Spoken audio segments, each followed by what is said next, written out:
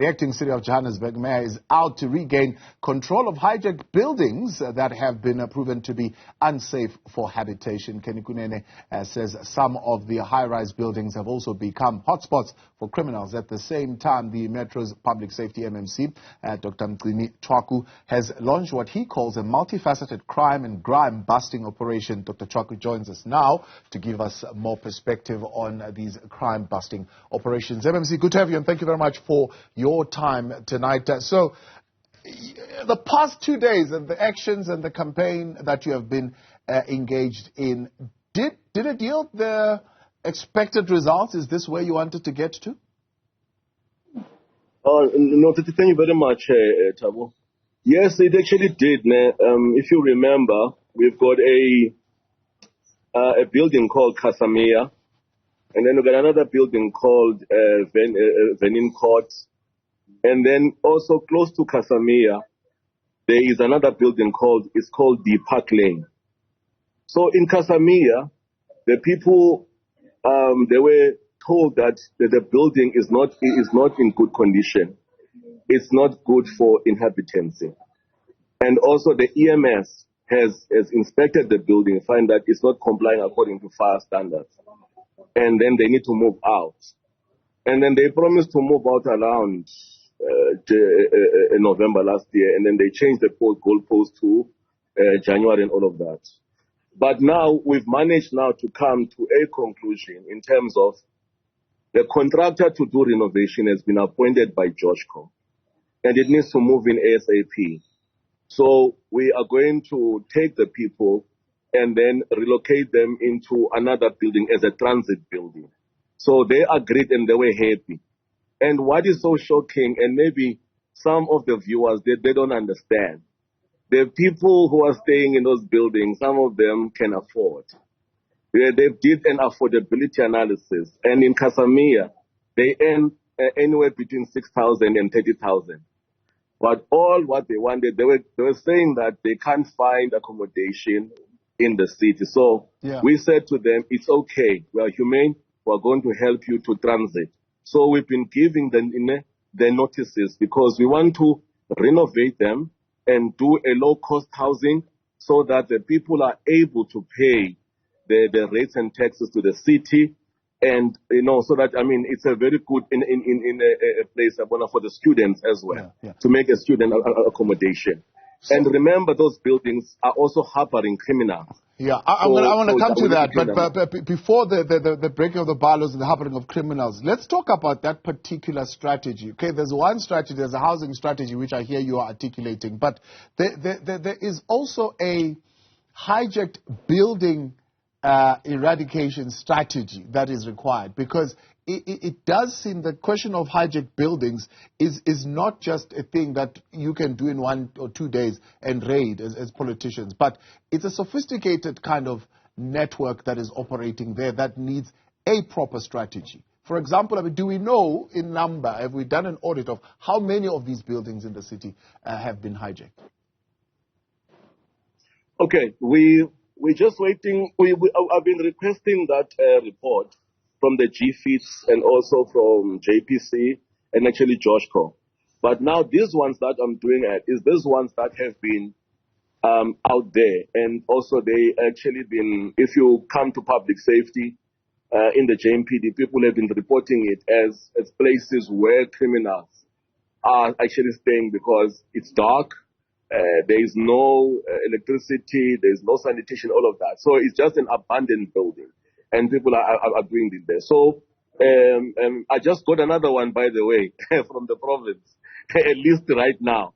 So the province as well is getting excited that we are doing this work because it looks as if people were defeated on this. So I'm waiting for that list now. I requested it. You can ask them. The public safety, we asked, where is the list of the buildings that have been hijacked? But Thabo, leave this thing of the sophistication. You're making it very difficult. I go in because, remember, it's a bylaw, and also it's the Fire Brigade Act. When I get into a building, we're allowed as the EMS to get into a building and do an inspection. First, we check if there's a fire extinguisher, if there are emergency exits, if also the plan is the building is according to the plan. And then if it's not, we are of good authority to close the building up until it complies. And then also we even further say, where can you show us your rates and taxes? Where do you pay them?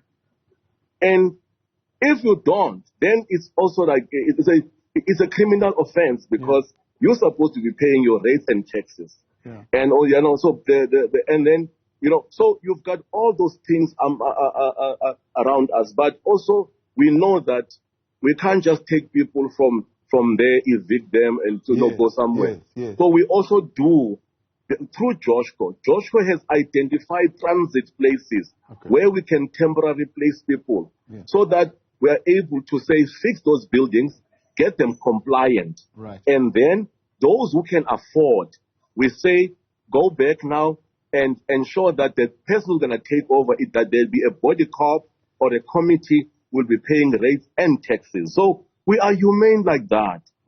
We don't just say people must go onto the streets. Right. So this is the process. But even more than that, then you also want to be able to arrest these would-be people. For example, the Casimir building, it's a state-owned building from what I'm understanding. It's a Josco building. Yes. What happened? How did it get to a point where it's just been given up and given to these syndicates to operate as how they want to?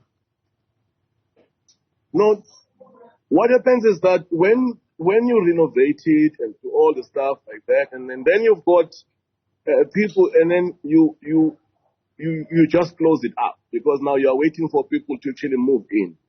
So when you do that, you get one person starting to occupy, second person starts to occupy, and by the time you wake up, the whole building has been occupied. And then you remember that if people have occupied a building for 24 hours, then according to that Pi Act or something, then you can't take them out. You must actually take them to a transit accommodation. Now that's the trick right there. They know that once you occupy that building, then you can't evict them because now you need to take them to another place where they're going to be accommodated. But Joshua, you find that they don't have any other place. Then they must apply for evictions and all the kind, and then it takes years.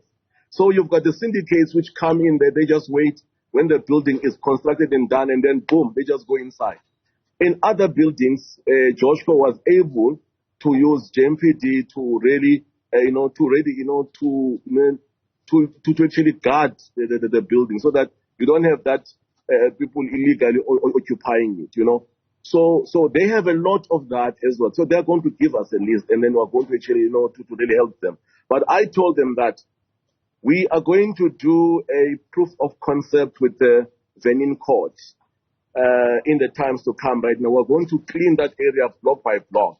So a proposal that has been put in now is to barricade the area, fence it, a block, and then in that block we clean up the area, we clean up, the whole building.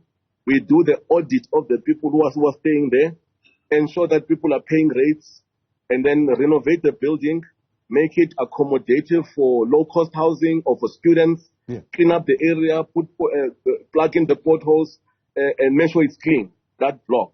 And then from there, once we close it up, we're going to move it to another one. So we're going to do a block by block. So, and then these renovations, I said to them, they must be very quick. You cannot have a contractor working and then the contractor is not being paid. And the building stands there without a contractor working, then it's susceptible to people hijacking it. So we must ensure that if we, maybe you can also check up on this thing that we're going to do. And in the next week or two, where there's, the Venin Court, that's what we want to do, a proof of the concept itself. Close down the area, clean it up within 3 months, make sure it is habitable, it's fine, everyone is audited, it's clean, put cameras properly, security, you move to another one. So many buildings have been hijacked because tenders are not being paid. This one is not happy with that tender. This one is cancelling it. The bid will stand still. and the thugs, they go inside and then hijack it. So for example, you're correct. One of the programs that was introduced, it was very earlier on, I suppose, I even forget the year now, but it would have involved even the private sector. Private sector would have said, we'll come on board and upgrade these buildings and make them proper, as you're saying. But they needed the support, for example, from the city when it comes to evictions and the likes. And the city just never gave them the support, and eventually those companies that would have leased those buildings, they gave up on the lease and they walked out of this particular deal. How, for example, are you with the Vernon Court proof of concept going to fund that thing? Who's going to foot the bill? You like to ask questions, Tabo.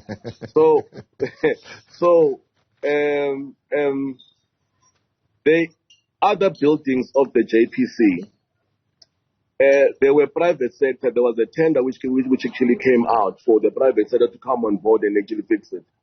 The report we actually got through the MMC for Economic Development, no more. She's saying that there are some investors who had money, but it actually ran out. It actually ran dry. And those buildings might be available for re-advertising again or for retendering again. So some of those investors, they do as an expression of interest, and then they sometimes develop a cold feet, and then they just pull back. But that's what I'm actually understanding. There are a lot of those buildings which are actually there. So with this one is, there are people who are interested to say, I said to them, look, I am very tired of waiting for the tender issues and the problems, and I must get the contractor to do A, B, C, and D. And I went around and asked if maybe some of the guys can actually donate a paint. They can donate skills to really go in and plug in and ensure that the water is happening and all those things. People from the private sector. Some of the people I've worked with before. And say that I want to prove a concept that this thing can be done if there is a political will through the Department through the Department of Public Safety. But we want people to just donate paint, donate their skills to come and put up and facelift that the building itself. So there's that agreement that it can actually happen. Even for now, we have managed through the salary that I'm actually getting in the city, through the frustration of the tender process, managed to buy a camera that will be able to watch the levels at the Jukes K River in Stretla. Because in the city, the red tape is a tender process which takes ages and ages and ages. And I told them that it's raining, it's getting into winter now. I need a camera that will be able to look at Stretla for any fire that is happening, and it is going to be rains now. And I said, you know what, let me take this money that we actually, I'm an activist. I said, you know what, I can part with my money for my community. I bought it, then I'm going to be putting that camera. There's one we're going to be putting in the Orange Farm, because there were killings in Orange Farm. The second camera, we're going to put it at the Jukes K River to look at the levels. You can at the level at the Jukes K River, and then you can use your phone. And I'm going to try and talk to the HOD to see if you can link up at the IOC. But I'll be able now, through even with the colleagues, to look at the levels and also give that to the chief of fire. Said, here's the app, download it, ensure that one of the people are looking at that Jukes K River, because it's a hazard. The people of Twetla, one day you'll find that that river has taken all those shacks there. And while we're still through disaster, working through the process of relocating them. So what I'm saying is, Thabo, sometimes you have to tap into your pocket, or sometimes you have to ask, people from your previous past who've got the skills, who actually got, the resources, because others are builders. Said, look, can you get your skills and help the city and donate into the city so that we can just prove a concept that it is possible. And finally, then, is the question of accountability. MMC, a Park Lane, for example, you had that altercation with the caretaker because you were saying to him, we want the owner, because if you don't give us the owner, then are we going to have you held accountable for non-compliance? If, as you put it, there's no fire extinguisher, there are no emergency exits, electricity is not being paid, water is not being paid. And these people who are hijacking these buildings, I know you're saying it's a broader conversation that we need to have, are not people that you find easily. In fact, I saw the mayor trying to contact one of them, and you are saying, well, he's not going to come. He'll see who he'll send tomorrow morning. I mean, how are you going to carry out the process of accountability? Yeah, there's a guy there. This is very simple, Thabo. I make things very simple. I said to the guy, we were given a number. And the guy is called Ryan, or Ryan. And he's from a company called Mansfield, or well, it jumps around, eh? And you find that this month you've got this company, they call it, it's sort of the body cam. And the following month, no, I'm no longer there and doing them the management. It's this one. So they just jump around. So I said to the guys there, I said, tomorrow at 9 o'clock, we're going to do an audit of the people who are staying there. Who are they? Where do they? Where do they work? And then who are they? Who are they paying to? So when we called Ryan said he's got, out of the 70 odd flats that he's having there, 40 are his. I said, okay. Now I asked him, why are you not renovating the flat, or you are maintaining it? He said, no. What about they just created some story we don't even know? I said to him that, my man, I'm going to close this building because it's no longer complying anymore, and I'm going to come with a chain and chain it up until we can, me and you said, as a city, we want to help you to get this building into a proper condition. And also you must be able to pay the rates. And also these people who are here, they must not, because if you go inside the building, there's waste there. There's waste, there's legal, not like legal connection, but you've got electricity, the wires are all over the show. We put them together and all of that. So we said to him, tomorrow we're going to be there, and then he developed some cold feet. He said, no, I'm not going there. I'm going to send someone. I said, no, we want you. You said you're the owner. So every time we call these people, they say, no, we're coming. We wait for them. They don't come. We asked the people there, who do you pay? The other one says, the other people, I think there are about 10 and odd of them. They say, no, I'm just been given the account number of Capitec, and then I just put the money there. And I said, but who's the person owning the place? They said, no, we don't know. But we just get notices underneath our door, and then said, you shall pay here. And then if we don't pay, we found that people, they come here, they vandalize with paraclavs and all of that. So we decided, but for our safety, we're just going to comply. So many people in these buildings, they are just complying for the sake, because they've been terrorized by ghost people. When you call them, they are not there. So that's why I'm saying that it's a syndicate, it's something deep, and many people that I will not mention are involved. That's why you find that this building are mushrooming, or sometimes they leave them there. Because sometimes when I just wake up in the morning, I don't tell anyone, because once you tell people that you are going to Venin Court, you're going to Parklands, you find that everyone disappears there. So I just come around there, I just show up. Right. And then people, I disorganize everyone. I get calls everywhere. I won't even tell you, even from the highest place, some security forces I don't even know. But what am I doing there? I said I'm doing what I'm supposed to, my oversight, and that they're not going to tell me anything. That's when now we start to find all this rot. People are not paying rates, and so we get caretakers, because sometimes when you ask who's the person, who's the caretaker here, they don't know, and then we can't issue any non-compliant to anyone. Yeah. So it's a deeper, the sneak. Other people are saying that it's very dangerous. Many people are involved. I said, well, we shall see, but we have to clean the city. Ours is to reclaim that city, the inner city, and Hillbrow, Yeoville, Windsor, all the areas where there's hijacked building, there's crime. This month, we're going to be busting crime, the drugs, we're going to do drug raids. We are launching a very tight unit. Next week, you're going to see it. We'll bring you in. We'll bring you in, MMC. You're out of time. We'll bring you in so that you can expand a little bit on that campaign. Appreciate your time. Thanks for coming on tonight. MMC for Public Safety in the city of Johannesburg, Dr. Mgcini Tshwaku.